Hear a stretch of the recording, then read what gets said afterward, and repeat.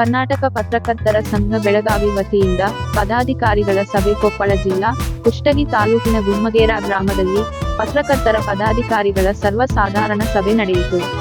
ಈ ಕಾರ್ಯಕ್ರಮದಲ್ಲಿ ಕುಷ್ಟಗಿ ಶಾಸಕ ಅಮರೇಗೌಡ ಪಾಟೀಲ್ ಬಯಾಪುರ್, ಮಾಜಿ ಶಾಸಕ ದೊಡ್ಡನಗೌಡ ಪಾಟೀಲ್ ಉಪಸ್ಥಿತರಿದ್ದರು ಹಾಗೂ ಎಲ್ಲಾ ಜಿಲ್ಲೆಯ ತಾಲೂಕಿನ ಪದಾಧಿಕಾರಿಗಳಿಗೆ ಸನ್ಮಾನಿಸಲಾಯಿತು.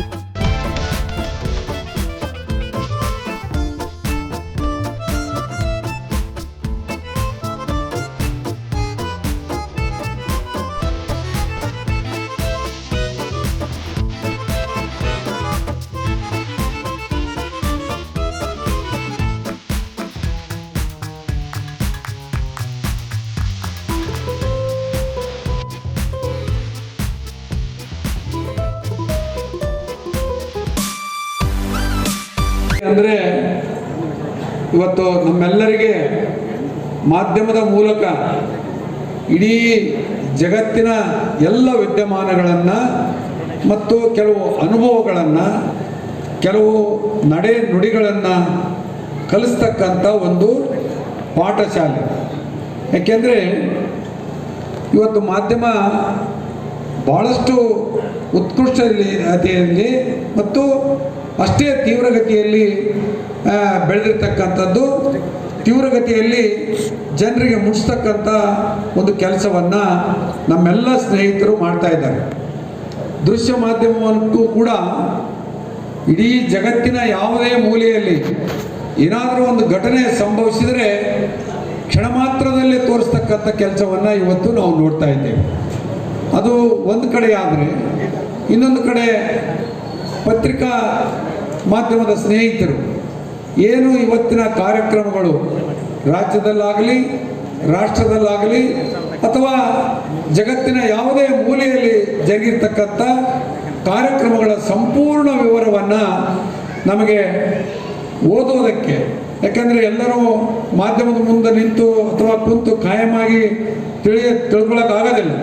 ಅದಕ್ಕಾಗಿ ಬೆಳಗ್ಗೆ ಎದ್ದುಗಳಿನ ಈ ಪತ್ರಿಕೆಯವರು ಬೆಳಗ್ಗೆ 6 ಗಂಟೆಯಿಂದ 7 ಗಂಟೆಯೊಳಗೆ ಎಲ್ಲಿ ಎಷ್ಟು ಪತ್ರಿಕೆಗಳಿರ್ತವೆ ನಮ್ಮ ತಾಲೂಕು ಮಟ್ಟದಲ್ಲಿ ರಾಜ್ಯ ಮಟ್ಟದಲ್ಲಿ ಇರ್ತಕ್ಕಂಥ ಪತ್ರಿಕೆಗಳನ್ನು ಪ್ರತಿಯೊಬ್ಬರ ಮನೆಗೆ, ಅಂದರೆ ಯಾರು ಅದನ್ನು ಓದಬೇಕನ್ನೋ ಹವ್ಯಾಸಿಗಳಿರ್ತಾರೆ ಅವ್ರಿಗೆ ಮನೆಗೆ ಮುಟ್ಟಿಸ್ತಕ್ಕಂಥ ಕೆಲಸವನ್ನು ಮಾಡ್ತಕ್ಕಂಥದ್ದನ್ನು ನಾವೆಲ್ಲ ನೋಡಿದ್ದೇವೆ.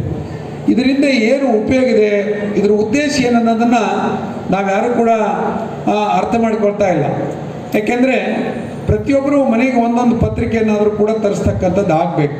ಯಾಕಂದರೆ ಈ ಪತ್ರಿಕಾ ಮಾಧ್ಯಮದಲ್ಲಿ ಅನೇಕ ಆರ್ಟಿಕಲ್ಗಳು ಬರ್ತಾವೆ, ಅವು ಓದೋಕ್ಕೆ ಸಹಿತ ಆಗಲಿಲ್ಲ ನಮ್ಮಂಥವರಿಗೆ. ಓದೋರ ಕಡೆಗೆ ಓದಬೇಕು. ಅವನು ಸಂಪಾದಕರು ಬರೆದಿರ್ತಾರೆ, ವಿಶೇಷ ಅಂಕಣಕಾರರು ಬರೆದಿರ್ತಾರೆ.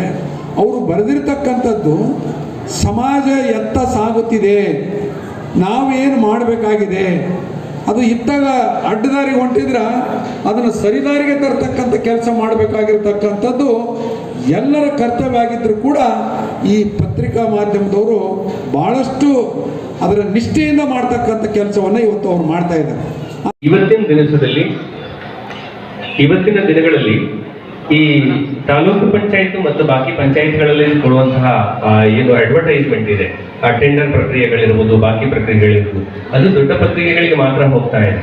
ಅದು ಗ್ರಾಮೀಣ ಮಟ್ಟದ ಮಾಧ್ಯಮ ಪತ್ರಿಕೆಗಳು, ಸಣ್ಣ ಪತ್ರಿಕೆಗಳಿಗೆ ಸಹ ಅದನ್ನು ಮುಟ್ಟಿಸುವಂತಹ ಕೆಲಸ ನಮ್ಮಂತಹ ಶಾಸಕರಿಂದ ಆಗಬೇಕು. ಹಾಗೆ ಈ ಬಗ್ಗೆ ನಾಳಿನ ಚಳಿಗಾಲದ ಅಧಿವೇಶನದಲ್ಲಿ ತಾವು ಪ್ರಸ್ತಾವ ಮಾಡಬೇಕು ಅಂತ ತಮ್ಮಲ್ಲಿ ಕೇಳ್ಕೊಳ್ತಾ ಇದ್ದೇವೆ.